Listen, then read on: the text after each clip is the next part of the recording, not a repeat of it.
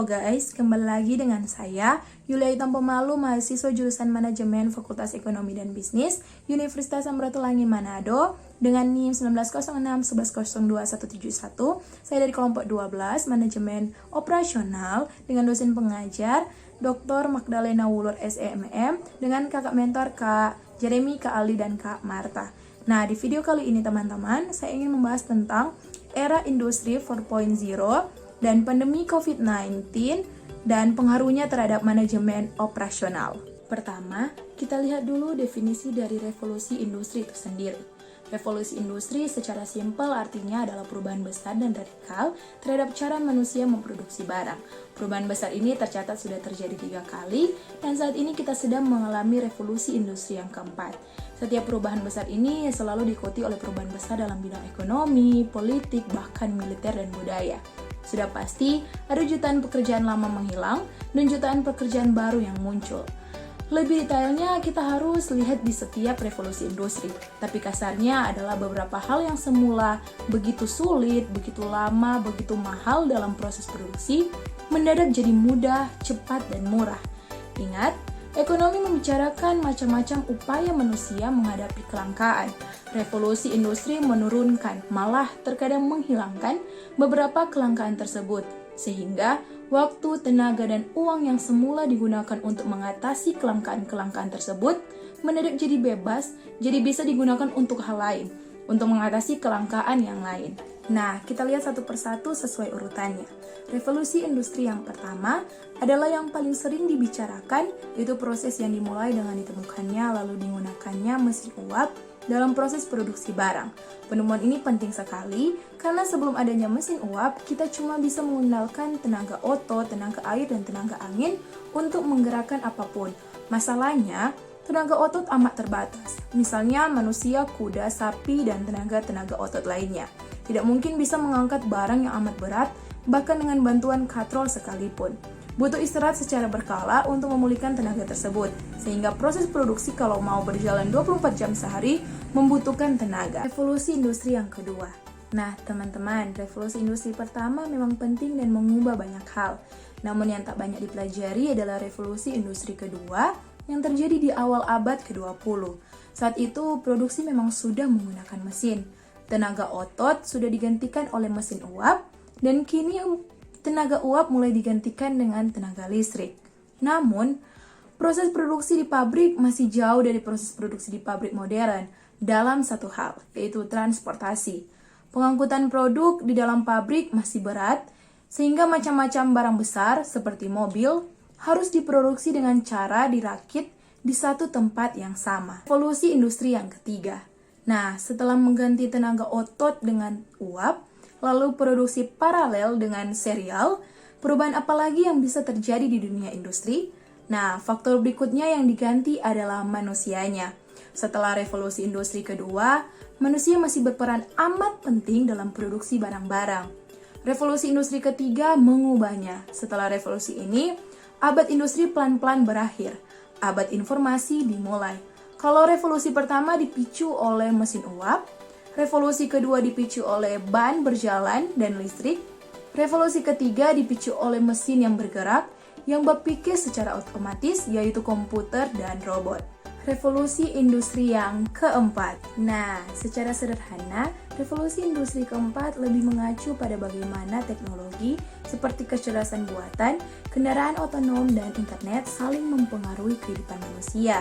Perhatikan deh, semua revolusi itu terjadi menggunakan revolusi sebelumnya sebagai dasar. Industri kedua takkan muncul selama kita masih mengandalkan otot, angin, dan air untuk produksi. Industri ketiga intinya mengupgrade lini produksi dengan komputer dan robot. Jadi, industri 4.0 juga pasti menggunakan komputer dan robot ini sebagai dasarnya. Jadi, kemajuan apa saja yang muncul di dunia komputer kita akhir-akhir ini? Nah, yang pertama, kemajuan yang paling terasa adalah internet. Semua komputer tersambung ke sebuah jaringan bersama.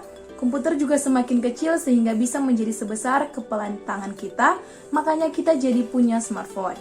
Nah, yang kedua, kemajuan teknologi juga menciptakan 1001 sensor baru dan 1001 cara untuk memanfaatkan informasi yang didapat dari sensor-sensor tersebut yang merekam segalanya selama 24 jam sehari. Informasi ini bahkan menyangkut kinerja pegawai manusianya. Misalnya, kini perusahaan bisa melacak gerakan semua dan setiap pegawainya selama berada di dalam pabrik. Yang ketiga, berhubungan dengan yang pertama dan kedua adalah cloud computing. Perhitungan-perhitungan rumit tetap memerlukan komputer canggih yang besar, tapi karena sudah terhubung dengan internet, karena ada banyak data yang bisa dikirim melalui internet, semua perhitungan tersebut bisa dilakukan di tempat lain, bukannya di pabrik. Nah, yang keempat, ini yang sebetulnya paling besar, machine learning, yaitu mesin yang memiliki kemampuan untuk belajar, yang bisa sadar bahwa dirinya melakukan kesalahan, sehingga melakukan koreksi yang tepat untuk memperbaiki hasil berikutnya. Nah, mengkombinasikan keempat hal ini artinya perhitungan yang rumit, luar biasa dan tidak terpikirkan tentang hal apapun bisa dilakukan oleh superkomputer dengan kemampuan di luar batas kemampuan manusia. Nah, hubungan dengan manajemen operasional ialah dalam sejarahnya, ilmu manajemen lahir dan bertumbuh bersama revolusi industri untuk menyediakan pengetahuan tentang efisiensi. Manajemen juga menganggap bahwa manusia adalah unsur yang terpenting. Fungsi manajemen operasional juga mengikuti perkembangannya. Bukan hanya terjadi pada perusahaan skala besar, bahkan sekelas UMKM juga terkena imbasnya. Nah, disrupsi yang terjadi dalam dunia industri ini menjadi tantangan baru bagi manajemen untuk lebih mengembangkan konsep. Revolusi Industri 4.0 memperhadapkan ilmu manajemen pada sebuah pilihan, mengemukakan efisiensi atau mempertahankan sumber daya manusia. Semuanya mengalami pergeseran, hampir di semua bidang operasional, hampir di semua industri, hampir di semua skala. Ditambah lagi semakin menjamurnya penggunaan utilitas atau peralatan yang modern, peralatan baru yang canggih, yang mulai terjangkau kualitas hasil produksi yang semakin meningkat, research and development yang selalu digunakan dalam pengembangan desain produk. Ini kemudian dikembangkan menjadi sebuah sistem manajemen operasional yang lebih dinamis. Fungsi manajemen operasional kini jauh lebih kompleks, namun mudah dijalankan. Tidak kaku terhadap perubahan yang ada untuk mampu bersaing memenuhi kebutuhan konsumen. Contohnya, perencanaan yang lebih konsisten pada pengembangan industri, pengorganisasian yang berorientasi teknologi, dan pengarahan menjadi lebih efektif. Nah teman-teman, pandemi COVID-19 adalah peristiwa menyebarnya penyakit coronavirus 2019 di seluruh dunia. Wabah COVID-19 pertama kali dideteksi di kota Wuhan, Provinsi Hubei, Tiongkok pada tanggal 1 Desember 2019 dan ditetapkan sebagai pandemi oleh Organisasi Kesehatan Dunia WHO pada tanggal 11 Maret 2020. COVID-19 diduga menyebar di antara orang-orang, terutama melalui percikan pernapasan yang dihasilkan selama batuk. Percikan ini juga dapat dihasilkan dari bersin dan pernapasan normal. Upaya untuk mencegah penyebaran virus corona termasuk pembatasan perjalanan, karantina, pemberlakuan jam malam, penundaan dan pembatalan acara, serta penutupan fasilitas. Nah, kasus positif COVID-19 di Indonesia pertama kali dideteksi pada tanggal 2 Maret 2020, ketika 2 orang terkonfirmasi tertular dari seorang warga negara Jepang. Pada tanggal 9 April, pandemi sudah menyebar ke 34 provinsi, dengan DKI Jakarta, Jawa Timur, dan Jawa Barat sebagai provinsi paling terpapar virus corona di Indonesia. Kehadiran virus telah membuat situasi ekonomi di seluruh dunia memburuk. Seberapa besar pengaruh COVID-19 terhadap perekonomian di Indonesia? Pemerintah melalui Kementerian Keuangan telah mencatat setidaknya ada 8 dampak utama merebaknya COVID-19 bagi perekonomian di Indonesia, mulai dari tenaga kerja hingga kinerja industri di tanah air. Dampak ini secara masif telah meluluhlantahkan sendi-sendi sosial dan perekonomian Indonesia. COVID-19 telah menyadarkan dunia industri untuk memanfaatkan teknologi digital dalam keseharian. Dengan COVID-19 selama 5 tahun ke depan, perusahaan industri diprediksi akan mengalokasikan sekian persen dari pendapatan tahunan mereka ke kebutuhan solusi internet digital untuk industri.